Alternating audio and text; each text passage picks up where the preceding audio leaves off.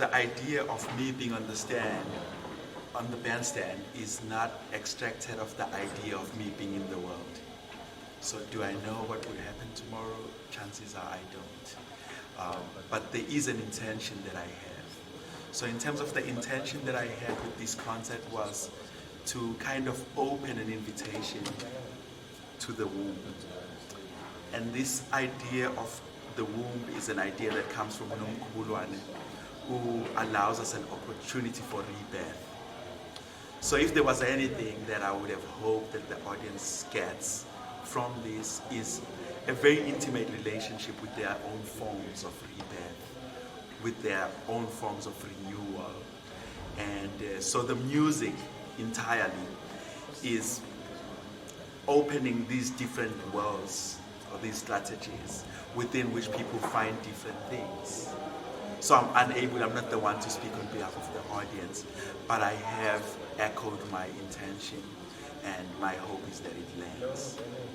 So that's the complexity of like black music in terms of its own origin, and the notion of a theater and watching something. While the theater in its Eurocentric, Euro-American context invites people to watch, African music refuses to be watched. It wants you to watch yourself, or it's a kind of music that watches you. So what is that relationship when we are unable to watch performances, but the music in itself is a way to look back at us? And I think this complexity and not taking lightly the world within which these sounds come from, which is a Ndu cosmology, which is a Nguni world in my view. So I consider this place as the place that charges the music and the energy. Yeah, I think like the problem starts with the notion of an audience, because by virtue of having an audience, then you must have a performer. And both these constructs don't really function for my work. So I'm not here dealing with audiences, I'm dealing with communities. And so I depart from a communal standpoint that we all have these collective sufferings, and the bandstand become a space for healing that is open to all of us. As someone who's a healer, there is something in my culture that we call igula, and it's a calabash. And the same word, ukula, means to carry something.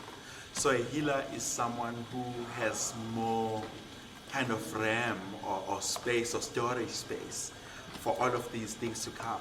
So for instance, the interruptions by people that we're talking today is part of dealing with the problem of the biography, because there are these things that trouble us and we don't even hear when we speak or when we don't speak.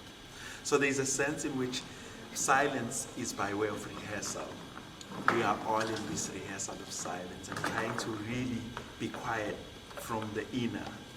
And when we're quiet from the inner, then something deeper will start to speak. So I think these are the challenges for me, and this is why I focus for the most part in dealing with the languaging. How do we surround this sound? Because I think that's more critical for me. It seems as though the sound is requiring a particular kind of decorum, a particular posture in which we should assume to actually hear beyond the sound. I think the sound is a manifestation for humans to go into something else. And so for me, that's where the lines are blurred.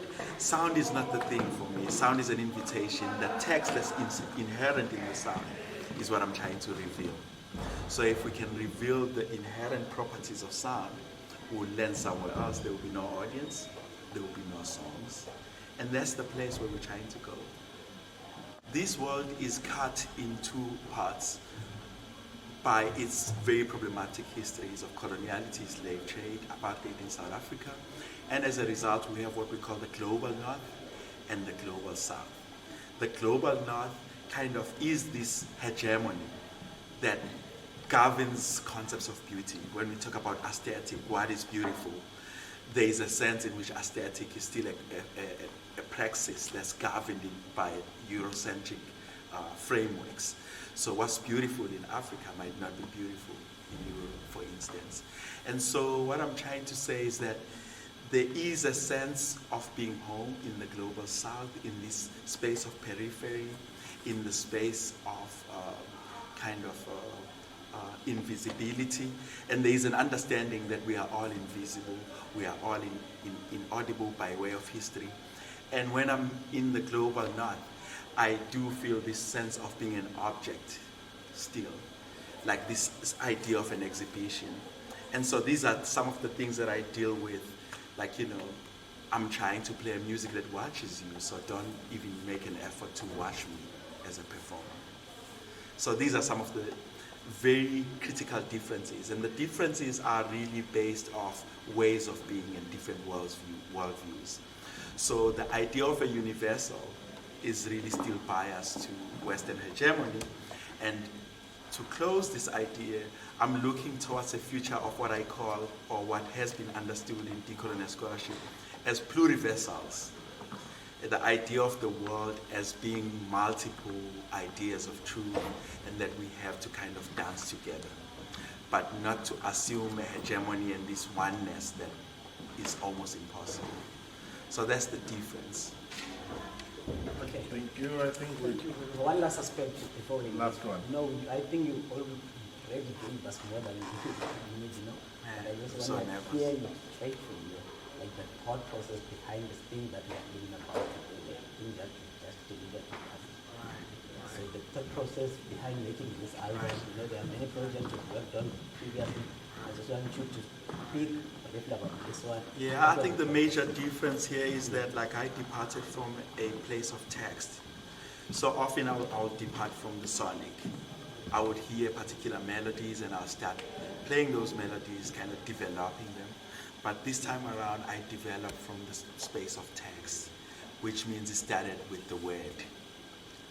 And this idea of the word and the sound is kind of like two different ideas that kind of present themselves almost in the same register.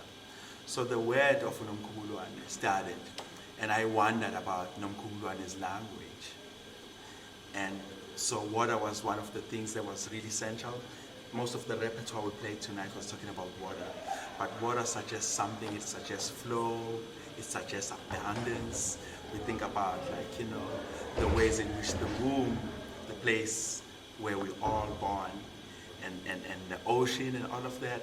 So for me, it's kind of cosmic things that are interesting more than, I deal with societal things and reflect on that, but I'm more interested in what I call major rhythms, in things that are not affected by this time period that is manipulated by, capitalist notions. Bantu abadala chama